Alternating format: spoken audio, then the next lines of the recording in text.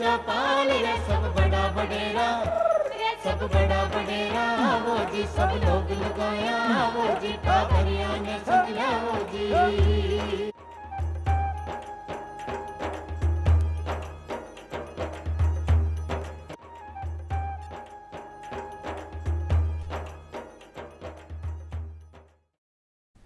चौपाल देखने वाला सबला दर्शका ने राम राम सा। वही आज की चौपाल में आप लेकर आए हैं खास, यानी सुरक्षित जीवन को अर्थ है और बिना सुरक्षा सब कुछ व्यर्थ है। आपने सुरक्षा की हर वक्त ज़रूरत पड़े है। अगर आपका टाबर छोटा है तो बी की देखभाल में आपने सुरक्षित रहना पड़े है। अगर आप घर से बाहर जा रहे हैं तो आपने अपनी सड़क पर सुरक्षा की ज़रूरत होगी, संभल के चलना चाहिए, यानी नियम का आपने पालन करना चाहिए। या अगर आप वृद्ध हैं, बुजुर्ग हैं या कोई काम के लिए जा रहे हैं तो भी अपनी शारीरिक सुरक्षा बहुत ज़्यादा ज़रूरी है। जी हाँ, आप सुरक्षा से मारो मतलब समझ ही गया होगा कि आज आप चर्चा कर रहे हैं सड़क सुरक्षा माह, जो कि 1 जनवरी से लेकर 31 जनवरी तक मनाया जा रहा है। ई की ही कड़ी में आज आप खासी चौपाल लेकर आए हैं कि आपने यातायात का नियम पालन करवा की कितनी आवश्यकता है, क्योंकि आपने सबने पता है भारत को जो स्थान है दुर्घटना के मामले में सबसे पहलो स्थान आवे है। और अगर आप सब लोग ठान लिया दुर्घटना से बचवा की, यानी नियम को पालन करवा की, तो आपनो जो पहलो स्थान है वो पीछे गिर सके। तो वो किया गिर सके है, बीका नियम काई काई हो सके हैं, सरकार की तरफ से कौन कौन सा प्रयास है, ऐसी पूरी जानकारी लेकर आए हैं आज की चौपाल में। और चर्चा करवा के लिए मैं आमंत्रित किया है डॉक्टर LN पांडे साहब ने, जो कि राज्य नोडल अधिकारी हैं सड़क सुरक्षा विभाग में। डॉक्टर साहब आपको बहुत बहुत स्वागत है। बी के साथ ही मैं आमंत्रित किया है सड़क सुरक्षा विशेषज्ञ अश्विन बग्घा जी ने। बग्घा जी थाको भी बहुत बहुत स्वागत। जी हाँ, कि अभी आपनो सड़क सुरक्षा माह चल रहे हो है और हर बार आ माह मनाया जावे है कि हर बार अलग अलग थीम होवे। तो सबसे पहलो सवाल आ कि ई बार काई लक्ष्य लेकर आपा चल रहे हैं, यानी कौन सी थीम पर आपा चर्चा करेंगे? देखिए, हर वर्ष की भांति इस बार भी सड़क सुरक्षा माह का आयोजन किया गया है, जो कि 1 जनवरी से 31 जनवरी तक आयोजित किया जा रहा है।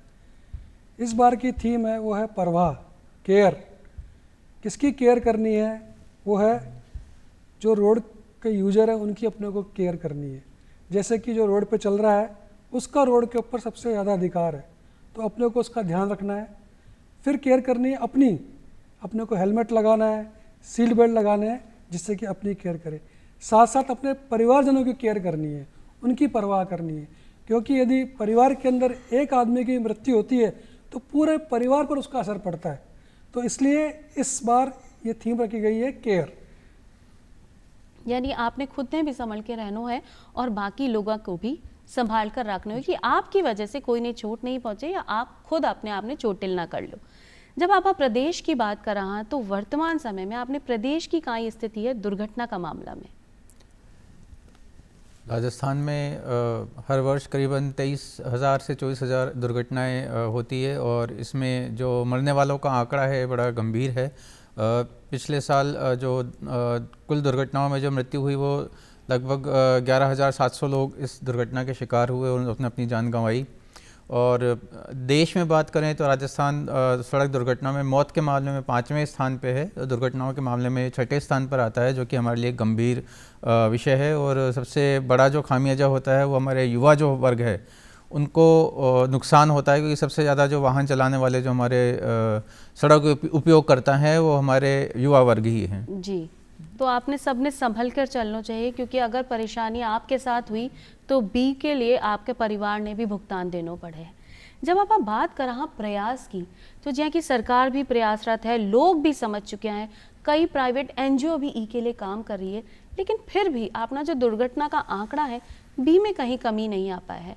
तो ऐसा अभी हाल ही में वर्तमान में ऐसा कौन सा नवाचार या प्रयास किया जा रहा है सरकार की तरफ से कि आप दुर्घटना का आंकड़ा में कमी ला सकें? देखिए, राज्य सरकार द्वारा वर्ष पर्यंत जन जागरूकता के अभियान चलाए जाते रहते हैं जी। और इसके अंदर आप देखिए, खाली जो रोड एक्सीडेंट्स में डेथ कम करने का जो हमारा लक्ष्य है वो खाली ट्रांसपोर्ट डिपार्टमेंट का ही नहीं है। इसके अलावा जो दूसरे डिपार्टमेंट्स हैं जैसे कि मेडिकल हेल्थ, फिर शिक्षा विभाग, इसके अलावा जो भी सड़क संबंधी विभाग है, PWD है और दूसरे जो रोड के विभाग है वो, और पुलिस एनफोर्समेंट, ये सभी विभाग एक साथ बैठकर जब कार्य करेंगे तो निश्चित रूप से अपन सड़क दुर्घटनाओं में जो मृत्यु हो रही है उसको कम करने में सफल होंगे। सरकार द्वारा कई प्रकार के नवाचार किए जा रहे हैं इसके अंदर, जैसे कि IRED integrated road accident database. इसमें हम क्या करते हैं, जैसे कहीं भी एक्सीडेंट हुआ तो वहाँ सबसे पहले पुलिसकर्मी पहुँचता है, उस जो रोड एक्सीडेंट का स्थान है उसका लैटिट्यूड लॉन्जिट्यूड वो सब डालता है। इसके बाद किस प्रकार के वाहन उस दुर्घटना में सम्मिलित थे, कितने लोगों की डेथ हुई, फिर उस समय वातावरण कैसा था, कोहरा तो नहीं था, धुंध तो नहीं थी, और कोई दूसरी सारी जानकारियाँ वाहन से संबंधित वो एक ऐप में डालते हैं। फिर इसके पश्चात ये जो जानकारियाँ हैं इकट्ठा करने के बाद पुलिस द्वारा ये सारी जो जानकारी है वो दूसरे विभाग को ट्रांसफ़र कर दी जाती है। जैसे कि PWD वो देखेगी कि रोड के अंदर कहीं खड्डे तो नहीं है, रोड की ज्योमेट्री तो ख़राब नहीं है। उसके बाद ट्रांसपोर्ट डिपार्टमेंट की इसमें अहम भूमिका है, वो देखता है कि जो व्हीकल जो वाहन दुर्घटना में सम्मिलित था उसकी फिटनेस तो ठीक थी या नहीं थी। फिर मेडिकल हेल्थ डिपार्टमेंट की बहुत इसमें उपयोगिता है, वो उसमें एंट्री करते हैं कि जो घायल था उनका समय पर इलाज हुआ नहीं हुआ, एम्बुलेंस टाइम पे आई थी नहीं आई थी, गोल्डन आवर कॉन्सेप्ट का फॉलो किया गया था या नहीं किया था। फिर ये सारी की सारी जानकारियों को अपन एक जगह इकट्ठा कर लेते हैं। अपने पास लगभग 70-80 हज़ार एक्सीडेंट का डेटा इकट्ठा हो गया है। अब हम क्या कर रहे हैं, इन डेटा का एनालिसिस कर रहे हैं, जिससे पता लगे कि मुख्य कारण क्या है रोड एक्सीडेंट्स के और इनके निवारण के लिए अपन क्या कर सकते हैं। तो ये कई काम सरकार ने स्टार्ट किए हैं। जी, तो कॉमन फैक्टर जो अपना निकले है कि हर दुर्घटना में कौन सो एक मुख्य कारण है जिसके कारण परेशानी ज़्यादा बढ़ गई है, तो बी को आप पता लगा सकें और बी के लिए भी काम कर सकें। जब आप मुख्य कारण की बात करा भगत साहब, तो दुर्घटना को मुख्य कारण काई हो सके, मतलब सबसे ज़्यादा दुर्घटना अगर हो रही है तो बी के पीछे कारण काई है? देखिए, किसी भी दुर्घटना में जब हम उसका विश्लेषण करें तो हम ये कह सकते हैं कि कोई भी दुर्घटना का ज़रूरी नहीं कि एक ही कारण हो, उस दुर्घटना के कई पहलू हो सकते हैं। उसमें ज़रूरत है हमें उसका वैज्ञानिक रूप से उसका अन्वेषण करने की।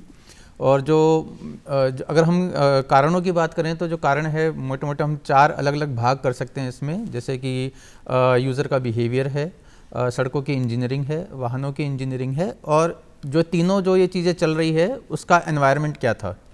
तो अगर हम इन सभी चीज़ों को, सभी पहलुओं पे गौर करें तो अभी तक की जो सारी दुर्घटनाएं और उसके जो आंकड़े हमें पास सामने आए हैं, तो उसमें प्रमुख कारण उसमें आता है यूज़र बिहेवियर। ये कितना सही है, कितना गलत है, ये अलग एक रिसर्च की बात है।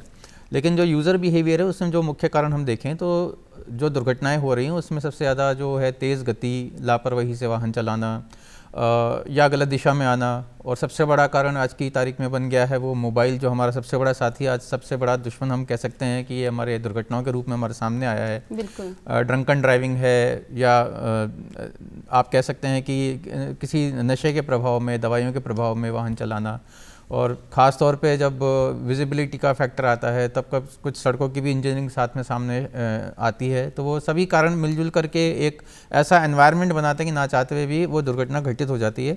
तो दुर्घटना एक ऐसी चीज़ है जिसका हम ये कह सकते हैं कि ऐसा नहीं है कि ये भविष्यवाणी किसी ने कर दी कि ये होकर ही रहेगी।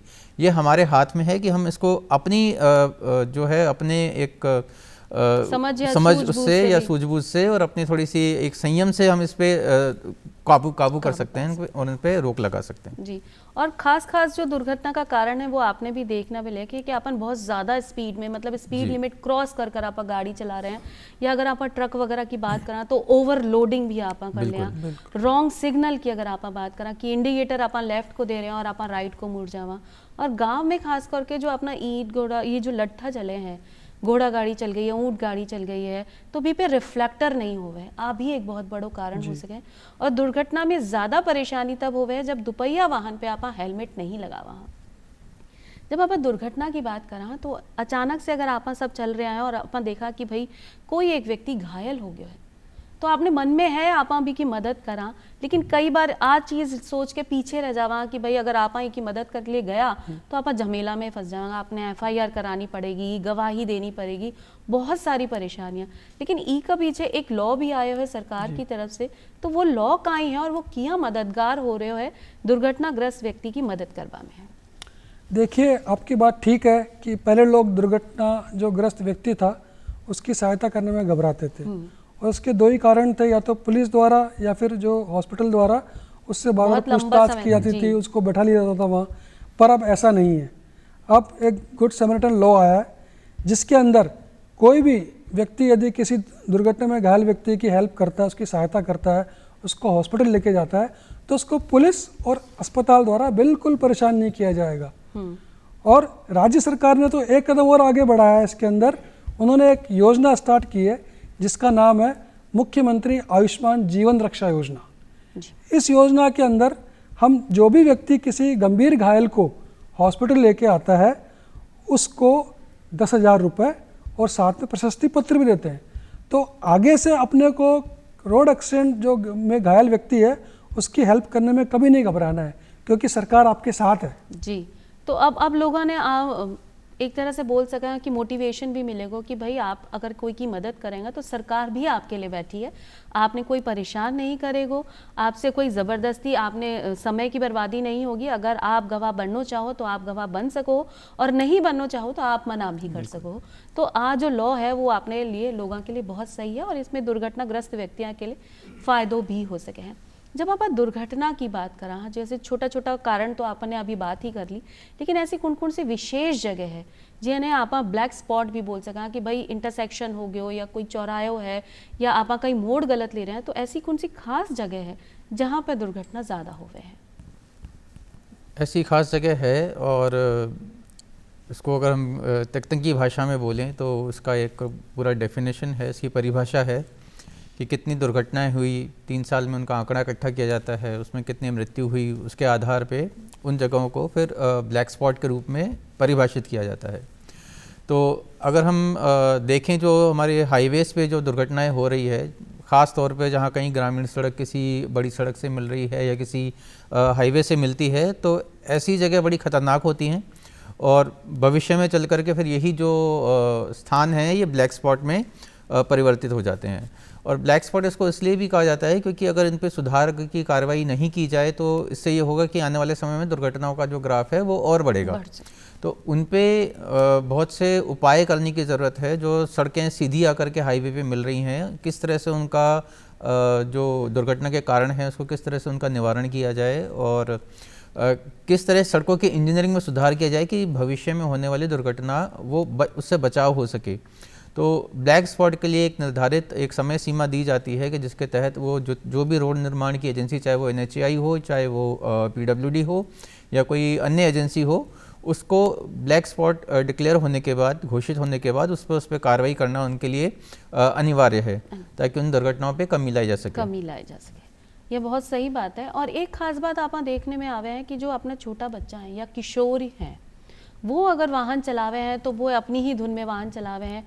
और एक लाइसेंस को जो नियम बनेड़ो है वो में बदलाव हो गया है कि आपने 16 साल से नीचे का उम्र का लोगों ने लाइसेंस नहीं मिलेगा, लर्निंग लाइसेंस मिलेगा और उबी के बाद आपने प्रॉपर लाइसेंस है। लेकिन फिर के बाद भी दुर्घटना होवे है, छोटा टाबरा ने दे दी जावे, तो अगर ऐसो बालक या बालिका दुर्घटना करे है तो भी के लिए जिम्मेदार कौन है? देखो, सबसे पहले जिम्मेदारी उस व्यक्ति की जो कि उस बालक को वाहन दे रहा है अपना। उसके पास यदि वैध लाइसेंस नहीं है गाड़ी चलाने का तो उसके माता पिता या फिर जो गाड़ी का ओनर है उसकी जिम्मेदारी है। और इसके लिए मोटर व्हीकल एक्ट के अंदर प्रावधान भी किए गए हैं सजा के अंदर। मैं आपके माध्यम से बताना चाहूँगा कि यदि कोई भी 18 साल से कम उम्र का बच्चा जिसके पास लाइसेंस नहीं है वो पकड़ा जाता है तो इसमें जो वाहन का मालिक है उसके ऊपर 25,000 रुपये का फाइन या फिर जेल की सज़ा के भी प्रावधान है। तो इसलिए मेरा निवेदन है ग्रामीण भाइयों बहनों से कि अपने बच्चों को जो भी 18 साल से कम है उनको वाहन न दें। जी, और आपने परिवार की भी इमें भूमिका हो सके कि माँ बाप ने भी समझना है कि अगर बच्चों आपका जिद भी कर रहे हो तो भी की सुरक्षा आपके लिए ज़्यादा ज़रूरी होनी चाहिए बनस्पति के कि उसकी जिद पूरी की जाए। तो आपने परिवार ने ध्यान रखना है कि अगर आपका घर में कोई छोटो है तो बी ने वाहन नहीं देना है। अगर आप दे रहा हो तो बी के लिए कुछ भी होगा तो बी के पीछे जिम्मेदारी आप ही की होगी। जब आप वाहन चालक की जिम्मेदारी की बात करा कि यातायात का नियम भी है, तो जो सड़क पे पैदल यात्री चल रहे हैं बी का भी कोई नियम होवे हैं। तो बका साहब आपसे जानना चाहा कि क्या पैदल यात्री ने हर चीज़ को ध्यान रखना चाहिए? पैदल यात्रियों के लिए मैं कहूँगा कि हर साल जो जितने भी जैसे हम साल का आंकड़ा देखते हैं तो उसमें पैदल चालकों की जो मृत्यु की जो संख्या है वो हर साल कहीं ना कहीं उसमें बढ़ोतरी हो रही है। उसका हम ये कारण भी कह सकते हैं कि हमारी जो सड़कों का है वो विस्तार हो रहा है, नित नए हाईवेज़, नई सड़कें बन रही है और जब सड़क बनाई जाती है तो पैदल चालकों के हिसाब से ये नहीं देखा जाता कि पैदल चालक कहाँ से सड़क क्रॉस करेगा, कौन सा स्थान उसके लिए सुरक्षित रहेगा सड़क क्रॉस करने के लिए। और सबसे बड़ा एक जो समस्या आती है, जब एक गांव से जब एक नया हाईवे निकल जाता है और उस पर जब पैदल चालक चलता है, तब उनको ये एहसास नहीं होता कि अब और पहले में क्या अंतर आ गया है। पहले वाहन किस स्पीड से आते थे उनका आकलन भी वो नहीं कर पाते हैं, ख़ासतौर पे जो युवा है, बच्चे हैं, वो बिल्कुल नहीं कर पाते हैं। और उस कारण से क्या होता है कि वहाँ पे जो सड़क दुर्घटनाएं हैं वो भी घटित होती हैं। तो जब भी नई सड़क बनती है तो उसमें पैदल चालकों के लिए आसपास के गाँव में उनको थोड़ा सा उनके लिए समझाइश होनी चाहिए कि आपको कहाँ से सड़क पार करना सुरक्षित रहेगा। और शहरी क्षेत्रों में भी ये हमको ये देखना चाहिए कि जो हमारी जो सड़कें बनी हुई है, जहाँ पे पैदल चालकों के लिए जो हमने सुविधा दी है, वहाँ अगर वाहन खड़े हो जाएंगे तो पैदल चालक कहाँ जाएगा। साथ ही हमारे जो वाहन चालक हैं उनको ये नहीं पता है कि हमें जो पहला अधिकार सड़क पे चलने का है वो पैदल वालों का है। तो ये दो तरफा, मैं कहूँगा कि दोनों तरफा ये होना चाहिए कि एक तरफ हमें पैदल चालकों को भी बताने की ज़रूरत है कि हमें सड़क कैसे पार करनी है, क्या उसके नियम हैं और किस तरह से अपनी सुरक्षा का ध्यान रखना है। एक एग्जाम्पल मैं आपको एक छोटा सा एक उदाहरण के तौर पर बताना चाहूँगा कि जहाँ फुटपाथ है वहाँ आप सुरक्षित रूप से चल सकते हैं किसी भी दिशा में, लेकिन जहाँ पे फुटपाथ नहीं है तो वहाँ हम चलते हैं कि जहाँ वाहन आ रहा है हम भी उसी दिशा में, नहीं बाईं सड़क के बाईं ओर ही चलते हैं। तो अमूमन क्या होता है कि हमें पीछे की तरफ से अगर कोई वाहन आ रहा है तो हम नहीं देख पाएंगे। तो उसके लिए सुरक्षित चलने का एक छोटा सा एक तरीका ही हो सकता है कि हम सड़क के दाईं ओर चलें ताकि हम सामने से आ रहे वाहन को देख पाएँ। तो एक छोटी छोटी बातें हैं जो हमें हमारे कहीं एजुकेशन में अगर हम बच्चों को शुरुआत से सिखाई जाए ये बातें, तो जब वो बड़े होते हैं, सड़कों का उपयोग करना शुरू करते हैं, तो इन छोटी छोटी बातों का ध्यान रख सकते हैं। और ख़ास तौर पे जब ग्रामीण क्षेत्रों में जहाँ पे सड़क पे लाइट की व्यवस्था नहीं होती है, वहाँ इस तरह के हादसे भी काफ़ी होते हैं, क्योंकि जब पैदल चालक सड़क पे जा रहा होता है तो किसी भी वाहन चालक को वो दिखाई नहीं देता है। तो उसके लिए भी ज़रूरी है कि जब हम रात में या अंधेरे में या कोई ऐसे मौसम में निकलें जब रोशनी कम है, तो हमारे पास कोई ऐसा साधन हो या हम मोबाइल की टॉर्च भी जला लें तो कुछ सामने आने वाले को पता चलेगा कि कोई जा रहा है।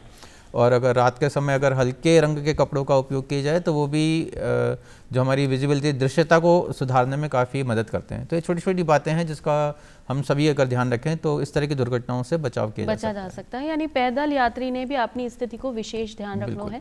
अगर कोई सामने से वाहन आतो दिख रहे हो तो आप बच सको, इसलिए हमेशा अपोजिट डायरेक्शन में ही आपा चला, जिसे आपने पता जहाँ फुटपाथ नहीं हो तो भी में अपोजिट डायरेक्शन में चल रहे हो, और अगर फुटपाथ है तो आपने फुटपाथ को ही इस्तेमाल करना है और लापरवाही नहीं करनी है। ज़ेब्रा क्रॉसिंग है तो बटे से ही आपने सड़क क्रॉस करनी है। बत्ती को पूरा ध्यान आपने भी रखना है कि अगर हरी बत्ती में आप सड़क क्रॉस करोगा तो नुकसान आप दुनिया नहीं हो सके। जब आपा बोला हाँ कि दुपहिया वाहन अगर चल रहे हो है तो भी में हेलमेट बहुत ज़रूरी है, लेकिन कई बार ऐसा देखे हुए है कि हेलमेट पहना भी व्यक्ति ने बहुत ज़्यादा चोट लग जाए, अभी में इसकी मृत्यु भी हो जाए। तो हेलमेट को चयन अपना क्या करना चाहे? देखिए, आपको बताना चाहूँगा कि जो रोड एक्सीडेंट्स के अंदर टू व्हीलर राइडर होते हैं, दो पहिया वाहन चालक होते हैं, उनकी लगभग जो डेथ है वो 40% के आसपास है। और इसका मुख्य कारण है या तो हेलमेट का प्रयोग नहीं करना या फिर सही गुणवत्ता का हेलमेट नहीं पहनना। तो सबसे पहले तो अपने को देखना है जो हेलमेट अपने प्रयोग कर रहे हैं वो ISI मार्क का होना चाहिए, क्योंकि यही हेलमेट है जो आपके सर की रक्षा कर पाएगा एक्सीडेंट के समय। तो हमेशा जो हेलमेट पहने, दोनों सवारी आगे बैठने वाली पीछे बैठने वाली दोनों हेलमेट का प्रयोग करें और ISI मार्क के हेलमेट का ही प्रयोग करें। जी, तो और कई बार आप भी देखने में मिले हैं कि भाई आप हेलमेट तब पहना जब आपने ड्यूटी पे कोई ऑफिसर दिख जाए। जी, आप हमेशा सोचा भाई हेलमेट से तो अपना बाल खराब हो रहे हैं, अपनी शान खराब हो रही है, तो हेलमेट लगावा ही ना। लेकिन आप सब ने ध्यान रखना है कि बिना हेलमेट के दोपहिया वाहन आपने नहीं चलाना है। बनिस्बत ये कि आगे वालों तो पहने ही और साथ में जो आपके पीछे बैठे हो बिने भी हेलमेट की आवश्यकता है, क्योंकि हेलमेट एक ऐसी ज़रूरी चीज़ है जो आपके सर पे लगने वाली चोट से बचा सके। हो सके कि दुर्घटना इतनी गंभीर ना हो कि आपकी मृत्यु हो जाए, ऐसा भी हो सके कि एक कोई नस भी अगर आपकी दब गई ना तो आपको पूरा जीवन खराब हो सके। तो हेलमेट को चयन और बीने पहनो आपके लिए बहुत ज़्यादा ज़रूरी हो सके। जब आप बात कर रहा दुर्घटना की, छोटा किशोर चला रहे हैं तो आप परिवार ने भी की जिम्मेदारी देगा। तो जब आपने पता है कि अठे दुर्घटना हो सके तो जो महा आपनो चल रहे हो सड़क सुरक्षा महा आपा चला रहे हैं, इसमें ऐसा कौन कौन सा विशेष काम कर रहे हैं कि लोगों में भी चेतना है कि भाई आपने जो यातायात का नियम है बी को पालन करना चाहिए, या कुछ और आप की तरफ से प्रयास किया जा रहे हैं? देखिए, इसमें सबसे पहले मैं आपको बताना चाहूँगा और हमारे जितने भी ग्रामीण भाई जो हमारे से जुड़े हुए हैं उनको बताना चाहूँगा कि जब वो माह मनाया जा रहा है तो हमें ये नहीं सोचना कि इस माह ही हमें सब नियमों का पालन करना है, उसके बाद भूल जाना है, ऐसा बिल्कुल नहीं है। माह सिर्फ हमें ये चीज़ का एहसास दिलाने के लिए मनाया जाता है कि ये बहुत हमारी सुरक्षा से जुड़ा हुआ एक बहुत महत्वपूर्ण मुद्दा है, इसे भूलना नहीं और हमें पूरे साल याद रखना है। तो जो हमने इस माह में सीखा उसको पूरे साल हमें अपनाना है, पूरे साल उसकी पालना करनी है। और इसको विशेष अभियान बनाने के लिए, क्योंकि जैसा कि आपको पता है कि सड़क जो सुरक्षा का मुद्दा है वो किसी एक विभाग से जुड़ा हुआ नहीं है, इसमें डॉक्टर साहब ने पहले भी बताया कि कई सारे विभाग जुड़े हुए हैं।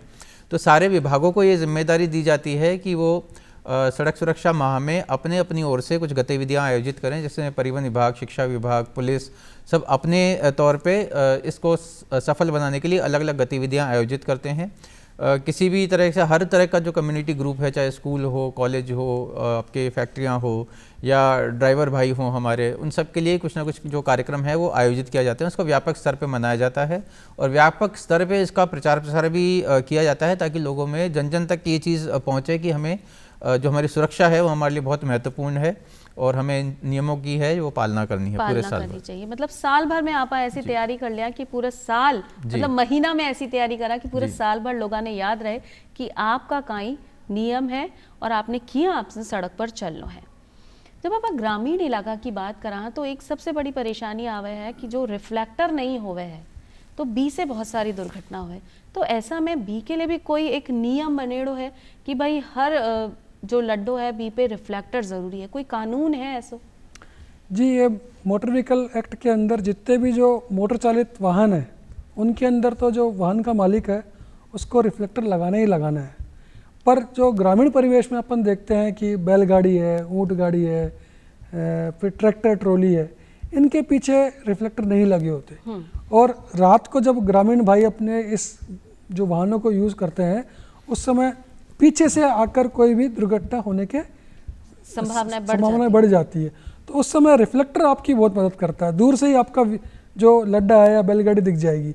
तो इसमें परिवहन विभाग की तरफ से जगह जगह जो हमारे उड़न दस्ते हैं उनके माध्यम से, जो स्वयंसेवी संस्थाएं हैं उनके माध्यम से हम ये जितने भी वाहन हैं उनके ऊपर रिफ्लेक्टर लगाए जा रहे हैं हमारे विभाग द्वारा, ताकि इनकी दृश्यता बढ़ जाए और दुर्घटनाएं कम से कम हो जाए। और जब दुर्घटना हो जाए तो तुरंत आपने एक प्राथमिक उपचार की आवश्यकता हो कि छोटी सी भी चोट लग गई तो आप बी नहीं वठे ही ठीक कर लिया कि मतलब ज़्यादा परेशानी नहीं हो।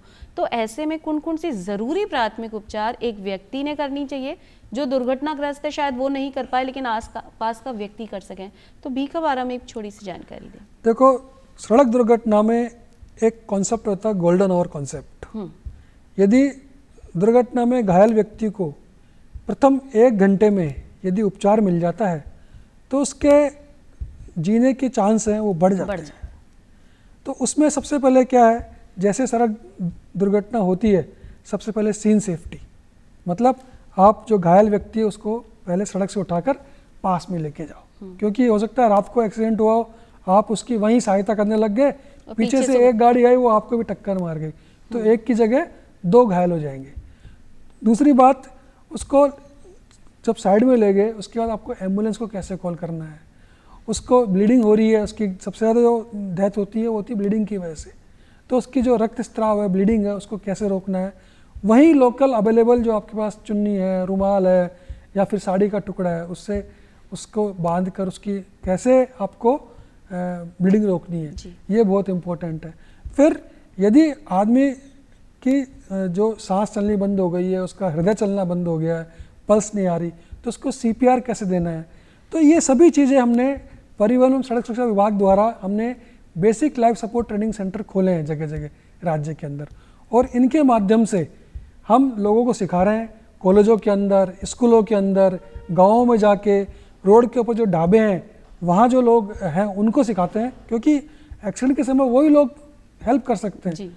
तो इनको सिखाते हैं कि कैसे आपको प्राथमिक सहायता देनी है जिससे कि आप उस व्यक्ति की जान बचा सकें।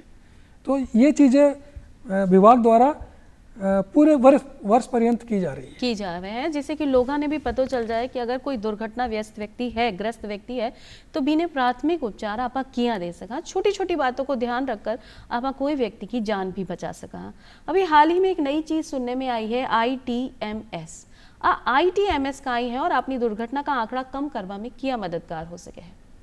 देखो, ITMS integrated traffic management system है। इसमें जो अपने बेसिकली जो हाईवेज़ हैं उसके ऊपर जो दुर्घटना का मुख्य कारण है वो है ओवर स्पीड, अत्यधिक तेज गति से वाहन चलाना।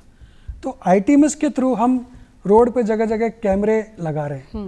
इन कैमरों द्वारा हम उन जो भी गति सीमा से ज़्यादा स्पीड पे वाहन चल रहे हैं उनको आइडेंटिफाई कर लेते हैं, फिर उनको चालान भेजते हैं, जिससे कि अगली बार से वे लोग अपना जो वाहन है वो सही गति सीमा में चलाएं। तो ये ITMS का मेन उद्देश्य है। इसके अलावा वाहन कौन चला रहा था ये भी पता लग जाएगा, कौन सा वाहन था, उसका रजिस्ट्रेशन था नहीं था, फिटनेस थी नहीं थी, ये सभी चीज़ें इसके अंदर आ जाएंगी, जिससे कि सड़क दुर्घटनाओं में और रोक लगने की सुविधा रहेगी, सुविधा हो सके कि दुर्घटना ने आप कम कर सका। जी हाँ, कि आपनी सरकार की तरफ से बहुत सारा प्रयास चल रहा है, अपनी NGO भी काम कर रही है और जो अपना सड़क सुरक्षा माह चल रहा है, बीमे एक विशेष कार्यक्रम ऐसे हो रहा है कि लोगों ने समझाया जा रहा है, जगह जगह पर नुक्कड़ नाटक भी हो रहे हैं। तो अब आपकी समझ की बात है कि आप इन्हें किया ले हो, जे कि आपने शुरुआत में भी आप बात करी कि सुरक्षित जीवन को तो अर्थ है, लेकिन बिना सुरक्षा के कोई भी जीवन व्यर्थ हो सके है। इसलिए ही आपने समझदारी दिखानी है और बग्गा साहब थे आया और पांडे जी थे आया था, दोनों ने बहुत बहुत धन्यवाद देना चाहा कि सड़क सुरक्षा पे इतनी चोखी जानकारी आपने दर्शका के साथ साझा की। आज के लिए बस इतना ही, फिर मिलांगा एक नई जानकारी के साथ, तब तक के लिए राम राम सा।